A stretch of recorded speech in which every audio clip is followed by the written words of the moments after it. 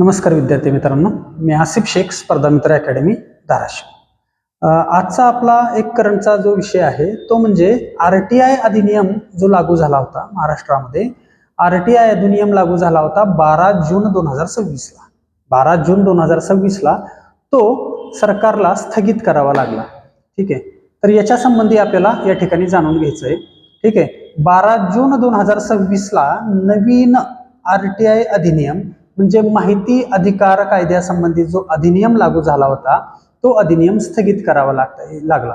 याचं कारण असं आहे की हा अधिनियम लागू झाल्यानंतर अण्णा हजारे यांनी 5 जुलै 2026 पासून उपोषणाला बसणार असं या ठिकाणी सरकारला सूचित केलं होतं आणि यासाठी सरकारने मग हा अधिनियम रद्द केला। आता अधिनियम रद्द करण्याचं कारण काय, तर या ठिकाणी हा अधिनियम जो लागू झाला या अधिनियमामध्ये काही जाचक अटी सरकारने टाकल्या असं या ठिकाणी अण्णा हजारेंचं म्हणणं होतं आणि या अधिनियमामुळं माहिती अधिकाराच्या अधिनियमामुळं माहिती अधिकारावर मर्यादा येतात असं यांचं म्हणणं होतं। त्यामुळे 5 जुलै 2026 पासून ते उपोषणाला बसणार होते, म्हणून 12 जून 2026 रोजी लागू केलेला माहिती अधिकार अधिनियम हा स्थगित केलेला आहे। आता याच्या संबंधी माहिती अधिकार हा असा टॉपिक आहे जो कोणत्याही स्पर्धा परीक्षेला आपल्याला या ठिकाणी प्रश्न विचारला जाऊ शकतो। ठीक आहे, तर सगळ्यात पहिल्यांदा आपण जाणून घेऊयात माहिती अधिकार कायदा म्हणजे काय। तर प्रत्येक नागरिकाला, भारताच्या प्रत्येक नागरिकाला सरकारी कामाविषयी माहिती जाणून घेण्याचा जो अधिकार आहे या अधिकाराला वापरण्यासाठी जो शासनाने कायदा केला या कायद्याला राईट टू इन्फॉर्मेशन किंवा माहिती अधिकार कायदा असं म्हटलं जात आहे। ठीक आहे, तर हा माहिती अधिकार कायदा कधी लागू झाला, तर देशामध्ये सर्वप्रथम देशातल्या महाराष्ट्र राज्यामध्ये म्हणजे आपल्या राज्यामध्ये 23 सप्टेंबर 2002 पासून 23 सप्टेंबर 2002 पासून महाराष्ट्र या एका राज्यामध्ये महाराष्ट्रामध्येच फक्त माहिती अधिकाराचा स्वतंत्र कायदा लागू होता, स्वतंत्र अधिनियम लागू होता। ठीक आहे, 23 सप्टेंबर 2002 पासून यासाठी फार प्रयत्न केले अण्णा हजारेंनी। 1997 पासून 2003 पर्यंत हे अण्णा हजारेंचं या ठिकाणी उपोषण चाललेलं होतं। ठीक आहे, तर महाराष्ट्रातल्या माहिती अधिकाराला अनुसरून भारतामध्ये 12 ऑक्टोबर 2005 पासून संपूर्ण भारतामध्ये ज्यावेळी हा माहिती अधिकार कायदा लागू झाला त्यावेळी महाराष्ट्रातला जो स्वतंत्र अधिनियम होता किंवा कायदा होता तो रद्द केला गेला व भारतामध्ये लागू असणारा जो कायदा आहे तो सर्व भारतामध्ये म्हणजेच महाराष्ट्रामध्ये सुद्धा हा लागू झाला। तर माहिती अधिकार कायदा कधी लागू झाला याचं उत्तर आहे 12 ऑक्टोबर 2005 पासून। 12 ऑक्टोबर 2005 पासून।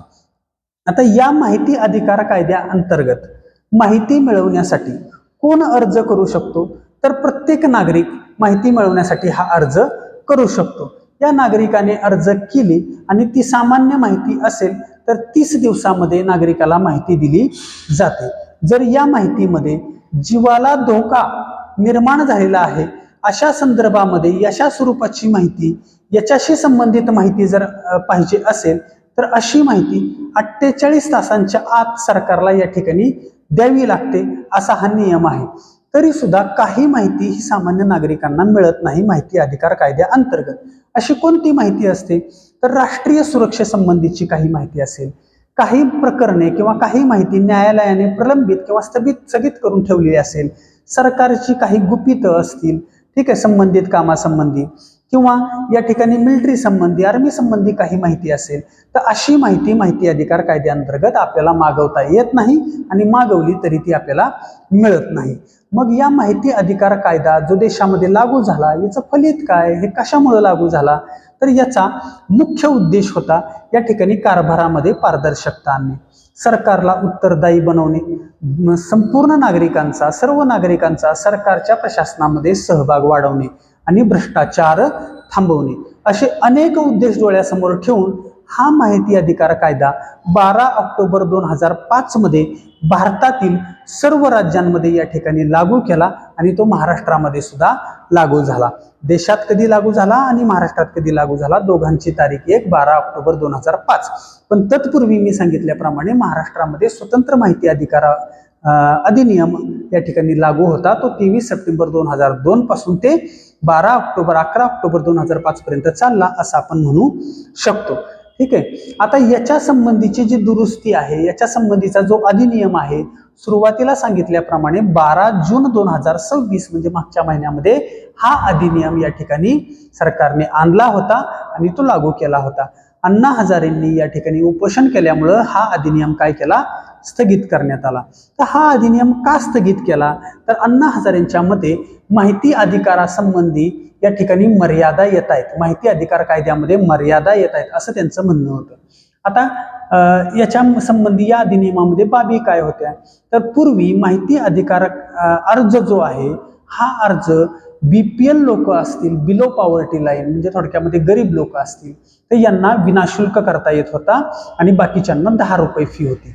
किती फी होती, फक्त 10 रुपये फी होती. तर नवीन अधिनियमानुसार ही अर्ज शुल्क किंवा फी वाढवून किती करण्यात आली, 30 रुपये करण्यात आली. दुसरा महत्वाचा मुद्दा, ज्यावेळी प्रथमतः म्हणजे 30 दिवसांच्या आतमध्ये जर योग्य माहिती मिळाली नाही किंवा मिळालेल्या माहितीनुसार अर्जदार समाधानी नसेल तर त्याला प्रथम अपीलीय किंवा द्वितीय अपीलामध्ये जाता येत होतं. त्याच्यासाठी कोणतंही शुल्क आकारलं जात नव्हतं. नवीन अधिनियमामध्ये अपीलामध्ये जाण्यासाठी प्रथम अपीलामध्ये 50 रुपये शुल्क आणि द्वितीय अपीलामध्ये 100 रुपये शुल्काचा त्या ठिकाणी समावेश केला गेला. ही एक अट नवीन अधिनियमामध्ये आणली गेली. दुसरी गोष्ट, सध्या नवीन अधिनियमामध्ये असं सांगितलंय की एका अर्जामध्ये एकच विषयासंबंधी माहिती मागवता येईल. एका अर्जामध्ये एकच विषयासंबंधी माहिती मागवता येईल आणि त्याच्यामध्ये सुद्धा शब्द मर्यादा दिलेली आहे 150 शब्द. शब्द मर्यादा दिलेली आहे 150 शब्द. आता जर गुंतागुंतीच्या किंवा किचकट विषयावर माहिती मागवायची जर असेल तर 150 शब्द मर्यादा ही पुरेशी ठरत नाही. 150 शब्द मर्यादा पुरेशी ठरत नाही. अशा काही अटी नवीन अधिनियमामध्ये आहेत. याच्याशिवाय जे बिलो पॉवर्टी लाईनचे जे नागरिक आहेत त्यांना माहिती पुरवणे हा सुद्धा पूर्णतः फ्री किंवा पूर्णतः मोफत या ठिकाणी त्यांना अधिकार होता. परंतु नवीन अधिनियमामध्ये असं सांगितलंय की माहिती पुरवण्यासंबंधीचे काही पेजेस किंवा काही पानस त्यांना मर्यादित स्वरूपातील पानं ही त्यांना मोफत स्वरूपामध्ये दिली जातील आणि त्याच्यापेक्षा जास्त जर त्यांना पेजेस पाहिजे असतील तर मात्र त्याच्यासाठी शुल्क आकारलं जाईल. अशा या ठिकाणी नवीन अधिनियमामध्ये काही अटी लादल्या गेल्या. अण्णा हजारेंच्या मतानुसार या अटी जाचक होत्या किंवा माहिती अधिकार कायद्याला मर्यादा आणणाऱ्या होत्या. म्हणून त्यांनी 5 जुलै 2026 पासून उपोषणाला बसणार असं सरकारला सूचित केल्यामुळं हा माहिती अधिकार अधिनियम जो 12 जून 2026 ला लागू झाला होता तो स्थगित करण्यात आला. याच्या संबंधी अधिनियमासंबंधी जरी नसेल तरी चालू घडामोडीमध्ये माहिती अधिकार कायदा किंवा त्याचा अधिनियम हा हायलाइटेड इश्यू असल्यामुळं या ठिकाणी याच्या संबंधी काही प्रश्न विचारले जाण्याची शक्यता आहे. तर ही माहिती संपूर्ण लक्षात ठेवा आणि पाठ करा. ठीक आहे. थँक्यू. धन्यवाद.